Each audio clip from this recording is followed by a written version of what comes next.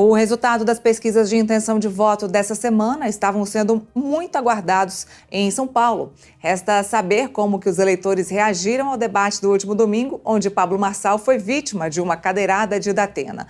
Pois bem, a pesquisa Quest trouxe hoje o primeiro resultado: queda na intenção de votos de Pablo Marçal. De acordo com a pesquisa, Ricardo Nunes segue na liderança, como eu acabei de dizer para vocês, empatado tecnicamente com Boulos e Marçal. Nunes com 20%, com 24%, Boulos com 23% e Marçal com 20%.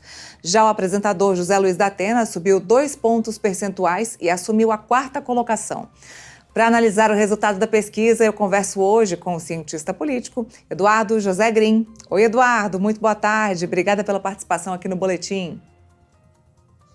Boa tarde, Neila. Sempre um prazer estar com vocês. Olha, a gente estava aí na expectativa da saída dessas 3 pesquisas nessa semana. A primeira delas, que já saiu o resultado, a pesquisa de intenção de votos, a Quest, mostrou aí então um empate entre os candidatos e também uma queda na intenção de votos de Pablo Marçal. O senhor acredita que essa queda aí na intenção de votos de Marçal foi uma clara referência dos eleitores ao debate do último domingo?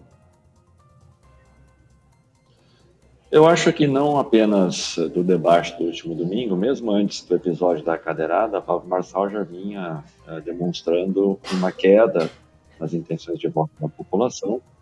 Acho que isso se explica, a meu juízo, por 2 fatores. Um que é a própria estrutura de campanha de Pablo Marçal.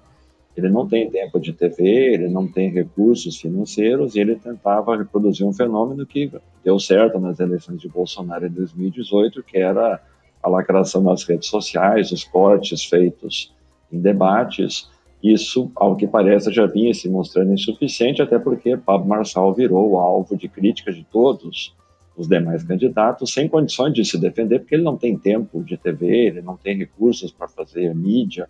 Então, isso já vinha mostrando uma queda na preferência dele por parte dos eleitores. O segundo aspecto é que me parece que Pablo Marçal foi a um extremo tão grande do grotesco na política, da teatralização na política, da negação de tudo aquilo que está aí, ou seja, uma campanha que não oferece nada, não ser contra tudo que está aí, digamos assim, que em algum momento o discurso dele também me parece que passou a ser percebido como algo vazio por parte dos eleitores, que começaram a se perguntar se não seria melhor, por exemplo, votar em candidaturas que deem um pouco mais de segurança do ponto de vista daquilo que é fundamental para uma cidade, que é a oferta de serviços públicos.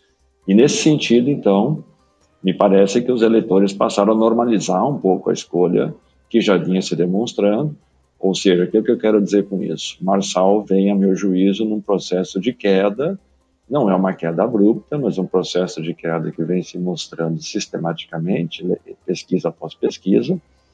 E acho que o episódio da cadeirada, pelo contrário, ele ao invés de reforçar votos em Marçal, que era o que ele buscava, já era sabido que Marçal buscaria criar algum episódio político, a exemplo da facada de Bolsonaro em 2018, que lhe permitisse fazer o papel de vítima.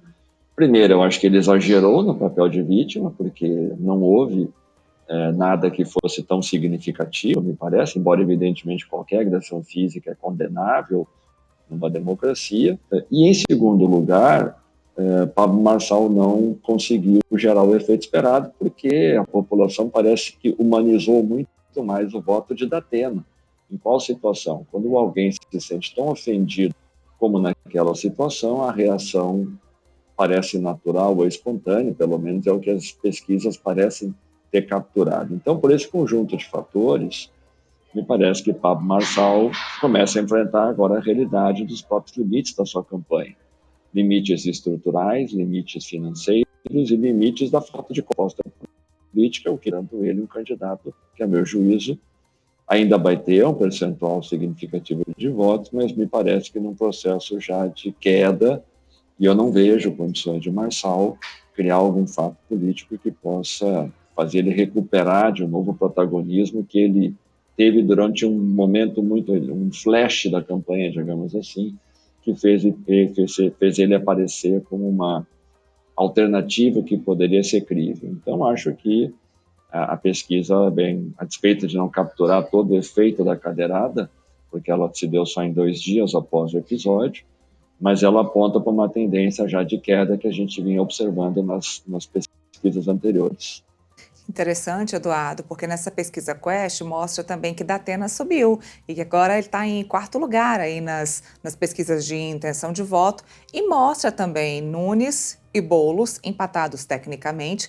Agora, o que vai desempatar, na sua opinião, essa votação aí em São Paulo? A gente viu na pesquisa da semana passada, se eu não me engano, aí que 1/3 da população paulistana estava indecisa. Talvez os indecisos vão definir, então, quem é que sobe nas urnas eletrônicas? Veja, a pesquisa hoje divulgada pela Quest, ela dá entre indecisos, brancos e nulos, na estimulada 7%, na espontânea ainda de 49%. Na pesquisa espontânea, o candidato mais lembrado primeiro é Boulos, depois Pablo Marçal e em terceiro lugar o prefeito Ricardo Nunes. O que decidirá a campanha, a meu juízo, vai ser a capacidade que os candidatos terão de mostrarem que as promessas que eles estão fazendo são críveis e que eles dão segurança para a população de que a provisão de serviços fundamentais, como escola, saúde, assistência social, dentre outros, seguirão sendo mantidos para atender a população. E nesse sentido, eu acho que o prefeito Ricardo Nunes ele tem uma vantagem muito significativa. Ele tem 65% do total do tempo de TV. Ele tem conseguido ser muito hábil em mostrar as suas realizações para a população de São Paulo. E Ricardo Nunes tem o que mostrar de fato. Por exemplo, uma das questões que as pesquisas qualitativas mais evidenciam como um fator que fez Ricardo Nunes crescer é o aumento de creches em vagas. Isso significa que ele tem capturado um voto muito expressivo das candidaturas das eleitoras mulheres, das eleitoras de baixa renda, tem conseguido penetrar no eleitorado evangélico. Então, o que decidirá essa eleição, acho que em 2022 nós tivemos isso em outra proporção numa eleição que foi nacional. Eu quero aqui fazer um pequeno parênteses, lembrar o que eu quero dizer para não deixar o meu comentário muito abstrato. Em 2018, nós tivemos uma grande leva na eleição nacional, as candidaturas eleitas se diziam, entre aspas, contra o sistema. Nas eleições de 2020, parece que a população já optou por candidatos que lhes davam mais segurança, não candidatos contra o sistema. Que nas eleições desse ano a gente vai ver uma tendência similar. O que vai decidir, portanto, as eleições é a capacidade que os candidatos e as candidatas terão, no caso de São Paulo, os dois primeiros, Boulos e Ricardo Nunes, de mostrar para a população que eles não farão mudanças radicais, que os serviços que a população precisa seguirão sendo prestados. E, nesse sentido, eu acho que Marçal também se enfraquece porque ele não tem o que propor. Então, acho que esse é o aspecto que irá decidir quem vão ser os dois postulantes que irão para o segundo turno e quem, afinal de contas, acabará sendo eleito pela população de São Paulo. Maravilha. Eduardo José Green, obrigada pela participação aqui no Portal Metrópolis. A gente te espera umas outras vezes. Obrigada. Muito obrigado, Anila. Sempre um prazer estar com vocês. Boa tarde.